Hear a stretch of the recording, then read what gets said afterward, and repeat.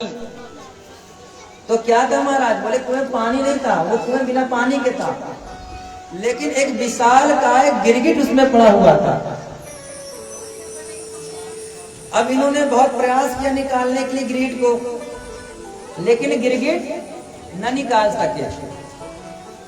अब हुआ ऐसा, जब गिरगिट न निकाल सके तो भगवान के पास गए, बताया कि हम वहां खेल रहे थे, खेलते समय हमने देखा एक बहुत बड़ा गिरगिट है और वो कुएं में डला हुआ है। तो भगवान आए और खेल खेल में ही गिरगिट को निकाल दिया लीला से। अब जैसे ही भगवान का स्पर्श हुआ राजा नृग को, राजा नृग सर्वांग सुंदर बन गए महाराज। सुंदर बढ़िया उनका चेहरा हो गया, सुंदर वस्त्र हो गए, मुकुट हो गया, बढ़िया सुंदर बन गए। अब कहते हैं राजा ने भगवान को प्रणाम किया। भगवान ने पूछा कि हे देवता, आप कौन हो? आप देव हो, गंधर्व हो, भूपति हो, कौन हो आप? उसने हाथ जोड़ करके बताया कि महाराज मैं राजा हूं। बहुत ध्यान सुनिएगा ये कथा। मेरा नाम है नृग, मैं एक ठाकुर पुत्र हूं, और दान दाताओं में जब गिनती होती है ना, तो मेरी गिनती पहले होती है। बोले जितने आप आसमान में तारे होते हैं ना, उससे ज्यादा मैंने गाय दान की है, उससे ज्यादा मैंने गाय दान की है। लेकिन एक गलती के कारण मैं आज इस पाप को भुगत रहा हूं। किस पाप को महाराज? बोला कि मैं गाय दान करता था, तो वहां पे एक ब्राह्मण था, अप्रतिग्रह ब्राह्मण, जो दान कोई दे लेकिन उसका बहुत ज्यादा इच्छा ना हो, अरे हो रखे रहो, बोले राधे राधे। तो वो राजा ने जब दान दिया ब्राह्मण को, तो ब्राह्मण ने बहुत ध्यान नहीं दिया, और वो जो गाय थी वो घूम फिर करके कहाँ आ गई? राजा के बाड़े में आ गई। और राजा को इस बात की भनक नहीं लगी। गलती से राजा ने उस गाय को दोबारा एक ब्राह्मण को दान दिया, और तब तक उसका असली स्वामी आ गया। अब उस ब्राह्मण ने कहा ये गाय मेरी है, तो ब्राह्मण कहा नहीं नहीं, अभी राजा ने मुझे दान दी है, ये गाय मेरी है। अब दोनों ब्राह्मणों में झगड़ा हुआ, गाय किसकी है? दोनों राजा नृग के पास आए। नृग ने हाथ जोड़ा। नृग राजा ने कहा मैं हाथ जोड़ता हूं, आपको इसके बदले में 1 लाख गाय दे दूंगा, लेकिन ये गाय आप मुझे दे दो। लेकिन जो गाय का असली स्वामी था उसने कहा नहीं, मुझे कुछ नहीं चाहिए। और जो दूसरा राजा था उसने कहा आप 1000 गाय दे दो तो कोई मतलब नहीं, मैं इसी गाय को लूंगा। और राजा ने बताया कि जब मेरी आयु क्षीण हुई, मेरी मृत्यु हुई, तो मैं पहुंचा यमलोक।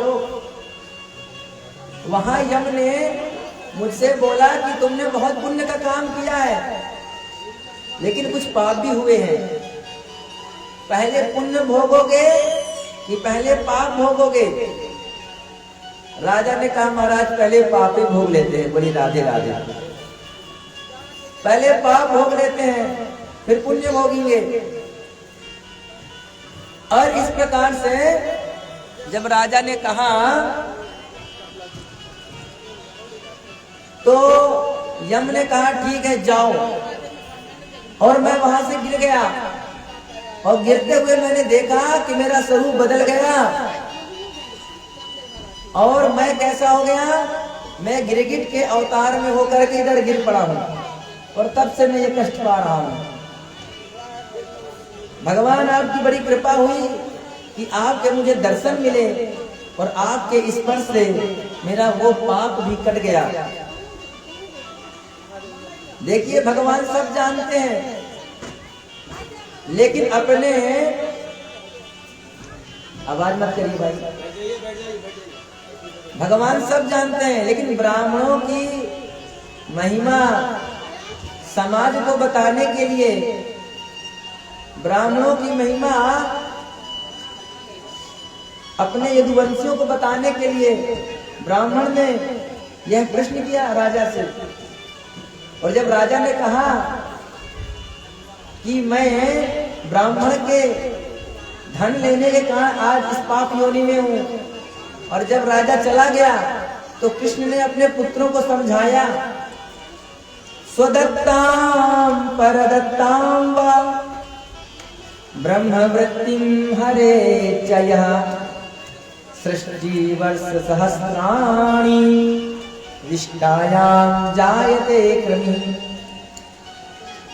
कृष्ण ने कहा, देखो सभी यदुवंशी, देखो आज के बाद इस चीज का ध्यान रखना, गलती से भी किसी ब्राह्मण का धन मेरे राजकोष में न जाए।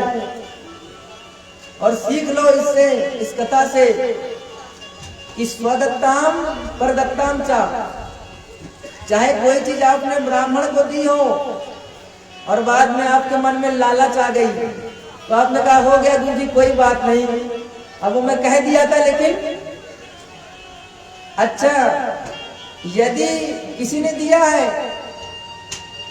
और आपके मन में लालच आ गया, महाराज जी चीज बड़ी अच्छी लग रही है, क्या मैं ले लूं? तो कहते स्वदत्ताम परदत्ताम चा ब्रह्मवृत्तिम हरे चयः। जो ब्राह्मण की वृत्ति को हरण करता है, चाहे उसे खुद की दी हुई हो और चाहे किसी और ने दी हुई, तो भगवान कृष्ण कहते हैं कि षष्ठी वर्ष सहस्त्राणि, 60 वर्षों तक विष्ठा का कीड़ा बनता है, कृमि। जानते हैं कृमि क्या होता है? पता करिएगा। बड़ी राधे राधे। बच्चे को हो जाता है ना तो बोलते हैं महाराज पेट में कीड़ा काट रहा है, मम्मी पेट में कीड़ा काट रहा है। बड़ी राधे राधे। वही होता है कृमि। बच्चे बोलते हैं मम्मी आज पेट में कीड़ा काट रहा है, तो वो बनता है महाराज जो ब्राह्मण का धन हरण करता है। इसीलिए ब्राह्मण का धन हरण नहीं करना चाहिए, स्वयं भगवान कृष्ण ने कहा। और कहा ही नहीं, अपने यदुवंशियों को समझाया और बोला ध्यान रखना इस चीज का, गलती नहीं होनी चाहिए। मेरे राजकोष में ब्राह्मण का इतना भी वृत्ति का अन्न नहीं आना चाहिए, इस चीज को आप याद रखना। इसके बाद पौंड्रक और काशीराज की कथा आती है।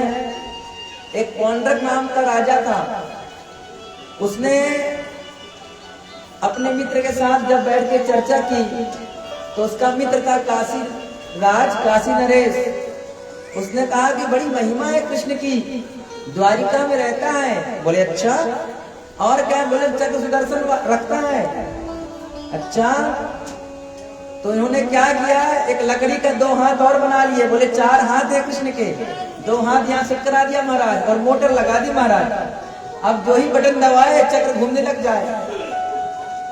और भगवान कृष्ण के पास संदेश भेजा कि देखो मैं ही असली वासुदेव हूं, तुम नकली हो, और जो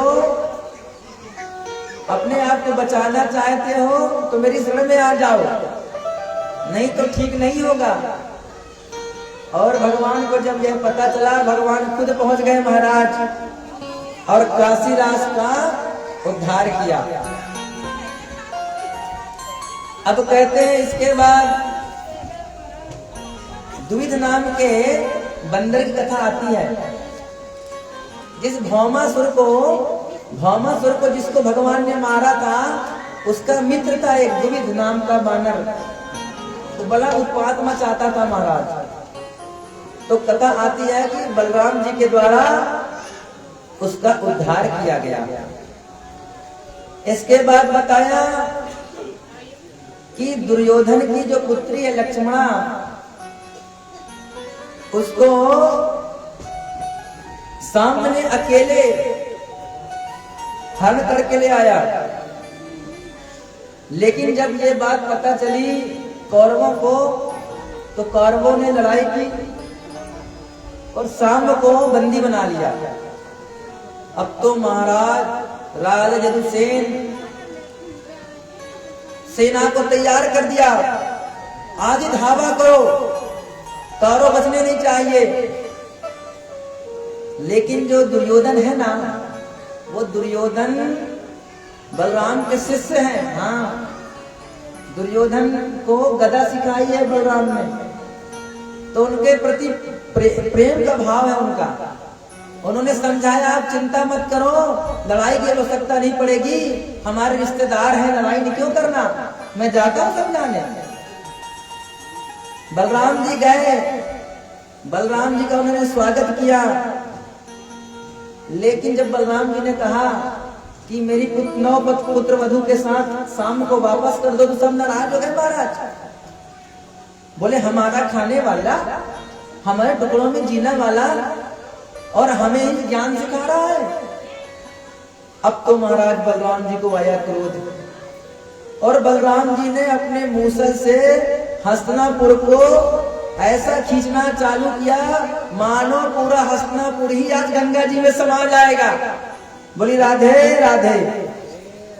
और जैसे ही कौरवों ने देखा कि हस्तिनापुर तो गंगा जी में समाने वाला है, तो आगे कर दिया सांब को और 9 पुत्र वधू को, लक्ष्मणा को, और जाकर के उनको भेंट दे दी कि लीजिए महाराज, अपने पुत्र और पुत्र वधू के ले जाइए। इस प्रकार से भगवान की कथा आती है। आगे भगवान के गृहस्थ दिनचर्या का वर्णन आता है। एक दिन नारद जी के मन में हुआ, भगवान 16,108 पटरानी के साथ कैसे रहते हैं। तो नारद जी गए, पहले एक रानी पटरानी के यहाँ गए, तो देखा कि भगवान श्री कृष्ण बैठे हैं और संध्या वंदन कर रहे हैं, जाप कर रहे हैं, आंखें बंद हैं, भगवान का जाप कर रहे हैं। भगवान ने, नारद जी ने प्रणाम किया। दूसरे घर में गए तो देखा कि वहां अपने बच्चों को सुंदर सुंदर संस्कृत पढ़ा रहे हैं, संस्कृत का पाठ पढ़ा रहे हैं, वेद शास्त्र का अध्ययन करा रहे हैं। भगवान को प्रणाम किया। नारद जी अगले उसमें गए तो देखा कि अपने पटरानी के साथ हास्य विनोद कर रहे हैं। और ऐसे भगवान की जो परिचर्चा थी, परिचर्या थी, उसको दर्शन किया। नारद जी ने मन से प्रणाम किया और इस प्रकार से नारद जी धन्य हो गए। अब कहते हैं एक दिन भगवान कृष्ण की सभा लगी हुई थी महाराज, और भगवान कृष्ण की सभा में एक दूत आया। भगवान कृष्ण की सभा में एक दूत आया और उसने कहा कि जरासंध ने बहुत सारे राजाओं को बंदी बना लिया है, और महाराज जब आपने उसे छोड़ दिया तब से वो और मत गया है, मत्त हो गया है। तो हे प्रभु हमारी रक्षा कीजिए और जरासंध से उन राजाओं को छुड़वाइए। और जैसे दूत आया था, कुछ ही समय के बाद वहां नारद जी का आगमन हुआ। नारद जी आए, नारद जी का पूजन किया और नारद जी से भगवान ने कहा, बताइए प्रभु सब कुशल से है। तब नारद जी ने बताया कि इंद्रप्रस्थ में राजसु यज्ञ होने वाला है, तो कृपा करके आप चलिए और चल करके उनके यज्ञ को सफल बनाइए। अब भगवान ने सोचा कि क्यों ना ऐसा किया जाए कि राजसु यज्ञ में सभी को जीतना, सभी राजाओं को जीतना आवश्यक है। तो राजसु यज्ञ के पहले जरासंध को भी जो है तो जीत लेते हैं। और इंद्रप्रस्थ भगवान पहुंचे, कुंती मैया अपने भतीजे को देखकर दौड़ी दौड़ी आई, गले में भर लिया गोविंद को कुंती ने। द्रौपदी जी आई, सभी ने यथा योग प्रणाम किया। सुभद्रा आई, अपने भाई को प्रणाम किया और सुंदर भगवान श्री कृष्ण का स्वागत किया गया। कृष्ण ने युधिष्ठिर से कहा कि हम जो यज्ञ कर रहे हैं उसमें सभी राजाओं को तो हमने जीत लिया है, लेकिन जो ये जरासंध है इसका भी जीतना अति आवश्यक है। और फिर कहते हैं कि इसको जीतने चलना है, तो कहते हैं महाराज मगध में रहता था जरासंध। जहां आप जाते हैं ना गया जी में श्राद्ध करने, बिहार, वही मगध है महाराज, आज का बिहार। तो भगवान गए, साथ में अर्जुन को ले लिया और भीष्म को ले लिया। अब जो भीमसेन थे वो पंडित जी बन गए, अर्जुन पंडित जी बन गए और कृष्ण पंडित जी बन गए। अच्छा, जब जरासंध ने ब्राह्मणों से पूजन कराया कि भगवान को इस बार हरा दूं, और हरा करके चला आया, तो ब्राह्मण बड़ी निष्ठा हो गई थी जरासंध की। तो कोई भी ब्राह्मण आता तो खाली हाथ नहीं जाता। अब ब्राह्मण बन के आए भगवान। जरासंध ने कहा स्वागत है महाराज, मांगिए आपको क्या चाहिए। भगवान ने कहा पहले वचन दो कि जो हम मांगेंगे आप दोगे, बालू मुकर नहीं जाना। बोली राधे राधे। अब कहते हैं कि भगवान ने वचन ले लिया। अब भगवान कहते हैं युद्धम नो देहि राजेंद्र,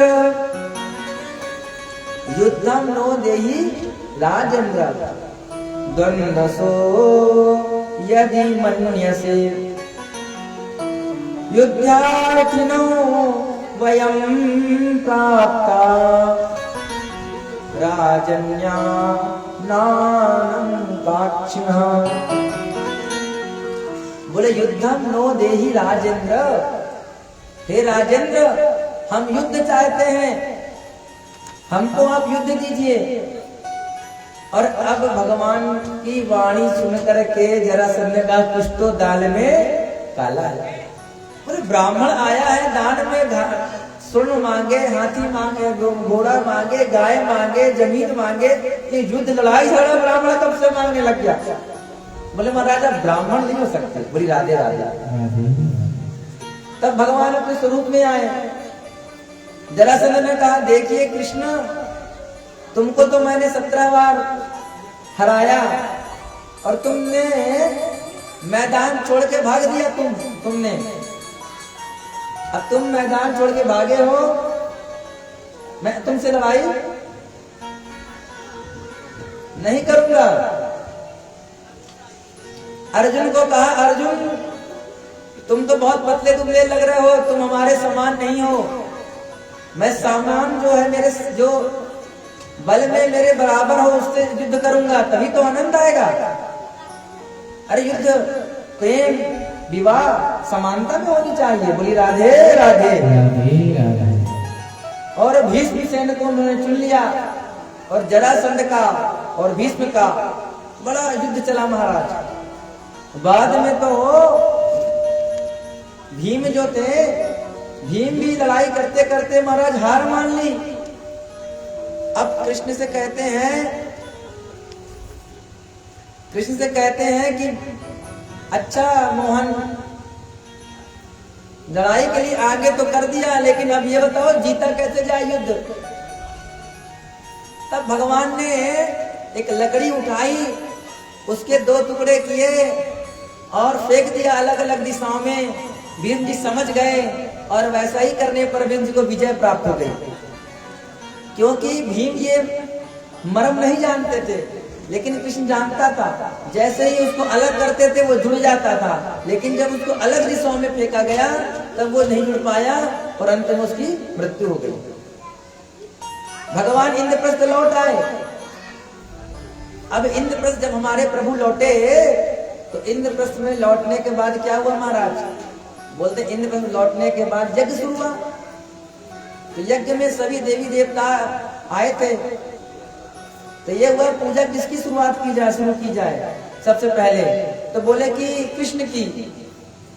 शिशुपाल ने विरोध किया और विरोध के फलस्वरूप भगवान को गाली बकने लग गया महाराज। और भगवान ने 100 गाली तक सहन किया और इसके साथ जो है भगवान ने उसका भी उद्धार कर दिया। और अब इसके बाद कहते हैं कि बड़ा सुंदर प्रसंग आ रहा है महाराज, जिसको हम कहते हैं सुदामा चरित्र। बोली राधे राधे। सुखदेव जी महाराज कहते हैं कृष्णस्यासीत् सखा कश्चित् ब्राह्मणो ब्रह्मवित्तमः। कृष्णस्यासीत् सखा कश्चित् ब्राह्मणो ब्रह्मवित्तमः। विरक्त इंद्रियार्थेषु प्रशांतात्मा जितेन्द्रियः। भगवान श्री कृष्ण के एक मित्र हुए जो ब्राह्मण में भी ब्रह्मवित्त थे और इंद्रियों के विषयों से उनका मन विरक्त था। प्रशांत आत्मा, परम प्रसन्न रहने वाले और इंद्रियों को उन्होंने जीता था। सुदामा जी का नियम था कि 5 घर भिक्षा मतलब 5 घर भिक्षा। 5 घर से सच में 6वें घर में नहीं जाते थे महाराज। और गरीबी तो उनके यहाँ इतनी थी महाराज जिसका कोई हाल नहीं महाराज। कहते हैं कि एक पक्ष में दो एकादशी होती है। 2 होती है ना माताओं, एक शुक्ल पक्ष की एकादशी और एक कृष्ण पक्ष की एकादशी। लेकिन सुदामा जी के यहाँ रोज एकादशी होती थी। बोलिए राधे राधे। क्यों भाई? क्योंकि बताए एक माह द्विपाक में, एक माह द्विपाक में 2 एकादशी होए। मेरे घर गोपाल जो नित्य एकादशी हो। ब्राह्मण के बच्चे जब भूख लगती तड़पते, माँ दूध दे दो तो आटा घोल के माँ दे देती, पी लो बेटा सो जाओ, तुम्हारे पिता आते ही होंगे। सुदामा ब्रह्मवित्तम थे, ब्रह्म को जानने वाले थे, ज्ञानी थे, लेकिन लोभी नहीं थे। बोली राधे राधे। लोभी नहीं थे सुदामा जी। जब उसकी पत्नी को पता चला कि इनके मित्र द्वारिकाधीश हैं, तो इन्होंने कहा कि स्वामी जाइए अपने मित्र से मिलाइए। सुदामा जी बड़े व्यग्रचित्त हो गए महाराज।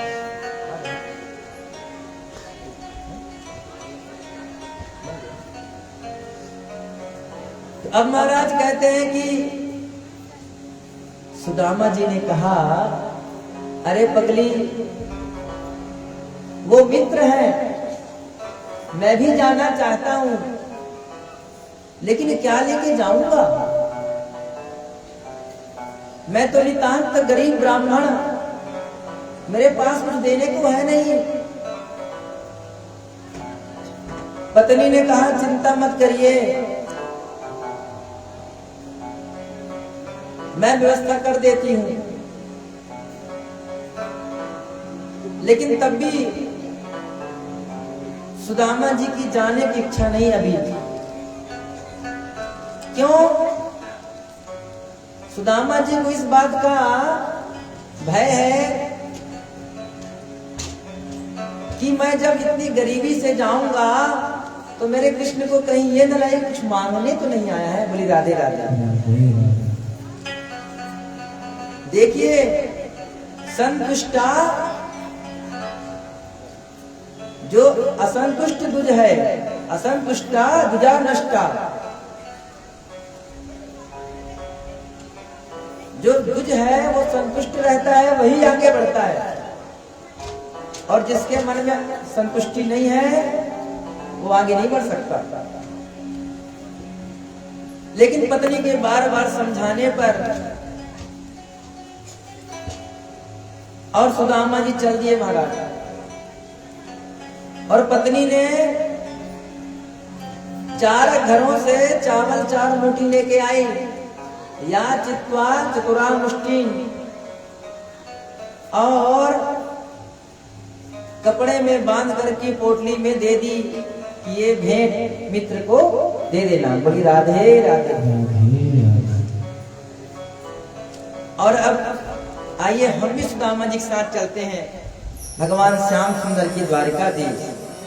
चले श्याम सुंदर से मिलने सुदामा, चले श्याम सुंदर से मिलने सुदामा, चले श्याम सुंदर से मिलने सुदामा, चले श्याम सुंदर से मिलने सुदामा।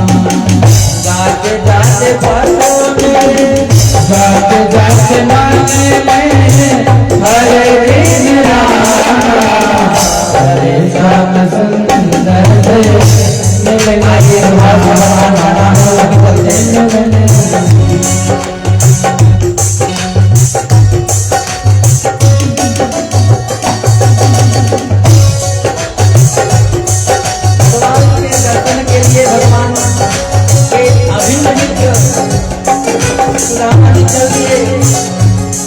लेकिन बड़ी दूर लग रही है।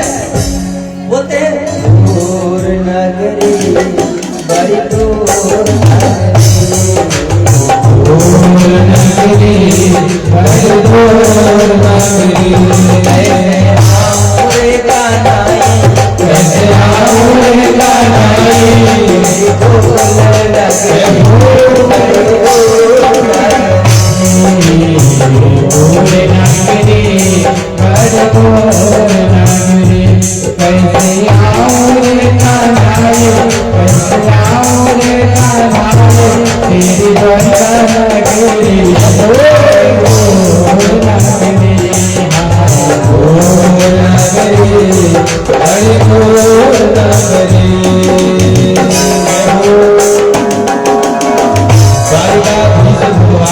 भगवान चले हैं।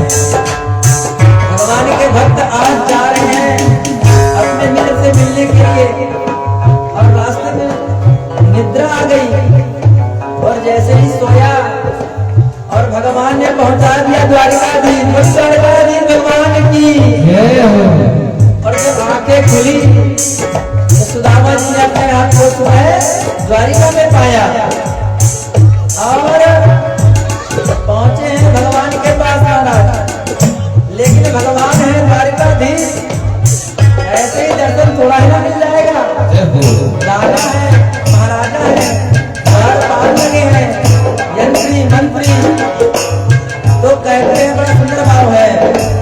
हाँ देखो देखो ये गरीबी, गरीबी का हाल, कृष्ण के द्वार पे विश्वास लेके आया। है बचपन का यार मेरा श्याम, यही सोच के मैं आस ले।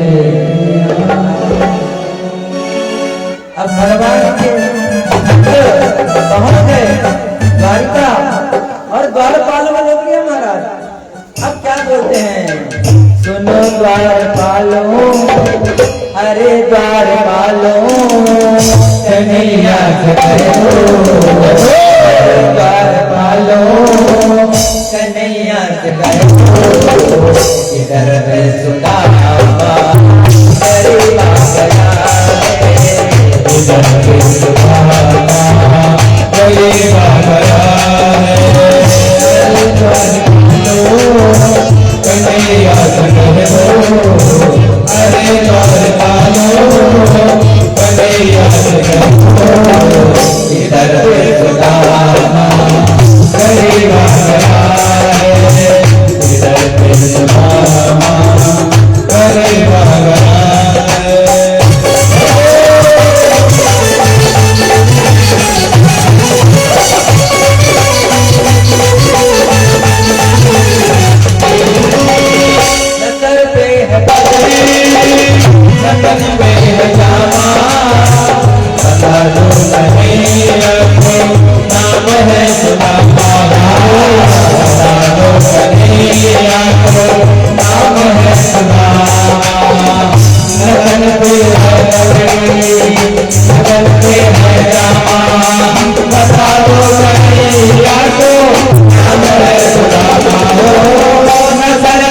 पगड़ी